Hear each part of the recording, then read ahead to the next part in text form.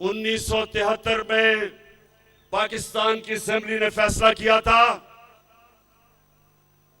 कि जो लोग हमारे नबी सल्लल्लाहु अलैहि वसल्लम को आखिरी पैगंबर नहीं मानते वो मुसलमान नहीं हैं। ये 1973 की असेंबली ने फैसला किया था।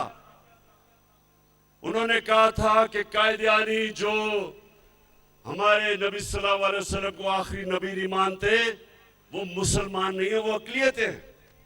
ये उसके बाद ये सबसे बड़ा काम हुआ है मुसलमान दुनिया के लिए कि आज यूनाइटेड नेशंस ने तस्लीम किया है कि इस्लामोफोबिया के खिलाफ दुनिया को आवाज बुलंद करनी चाहिए और 15 मार्च हर साल इस्लामोफोबिया का दिन बना दिया गया है। और लोगों, मैं पूछता हूं, इन पिछले 35 साल में जो 3-3 दफा वजीर आजम बने, मैं इनसे पूछता हूं कि कभी आपने यूनाइटेड नेशंस में इसके खिलाफ बात की? कभी आपने ओआईसी में बात की इस्लामोफोबिया के ऊपर?